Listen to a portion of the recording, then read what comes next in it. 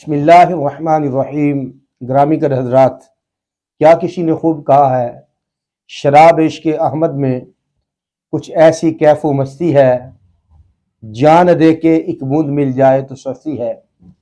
بہت سے ایسے لوگوں کو دیکھا جاتا ہے کہ تاریخ کے اندر جن لوگوں نے رسول اللہ صلی اللہ علیہ وسلم سے محبت عشق کا اظہار کیا ہے، ان میں سے ایک شخصیت حضرت صلاح الدین ایوبی رحمۃ اللہ علیہ کا نام ہے۔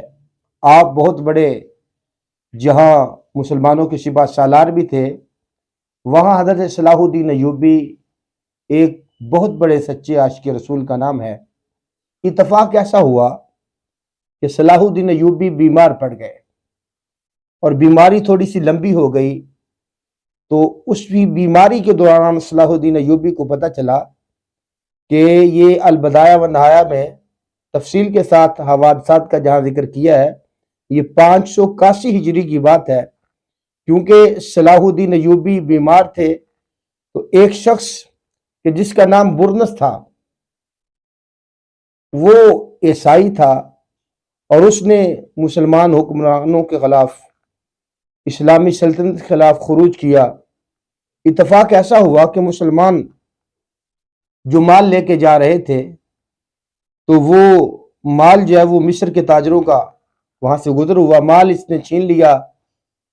برنس ارنات یہ علاقے میں جا رہے تھے، تو مال اس نے چھین لیا، اور مسلمان جو تاجر تھے ان کو کھڑا کر کے قتل کرنا شروع کیا۔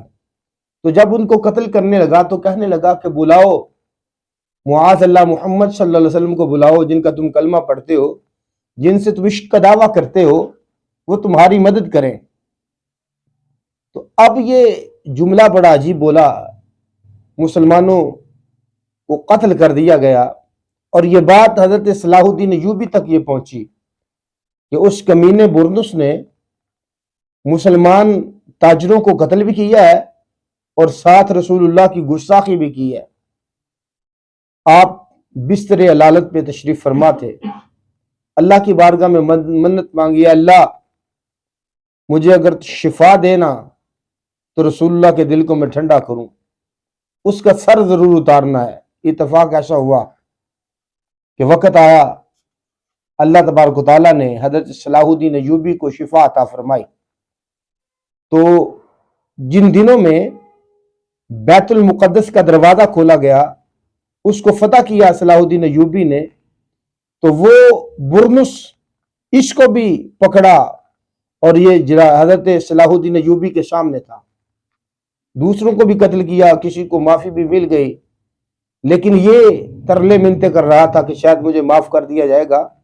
صلاح الدین ایوبی کی آنکھوں میں خون اترا ہوا ہے، خود ضعیف تھے، بیمار بھی تھے، کمزوری بھی تھی، لیکن گرامی کر حضرات، ظاہری کمزوری کچھ بھی نہیں کہتی۔ جب بندے کا رسول اللہ سے عشق جوان ہو، حضور کی محبت جوان ہو، وہ خود آئے، تلوار لی، فرمایا برنس تو یہ کہتا تھا نا کہ محمد کو بلاؤ وہ تمہاری مدد کریں، محمد کے غلام آئے ہوئے ہیں، اب کرنا مقابلہ۔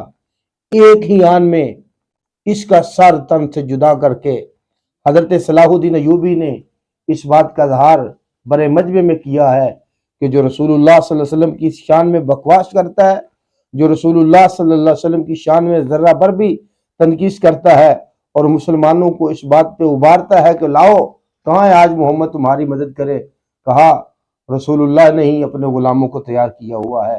گرامی کے حضرات، یہ عشق اور محبت کی داستان بڑی عجیب ہے۔ انسان جب بوڑھا بھی ہو جائے، انسان کسی بھی زندگی کے موڑ پہ پہنچ جائے، لیکن رسول اللہ صلی اللہ علیہ وسلم کی جو محبت ہے، اور حضور کی آل پاک کی محبت ہے، حضور کے غلاموں کی جو محبت ہے، وہ کمزور نہیں ہوتی۔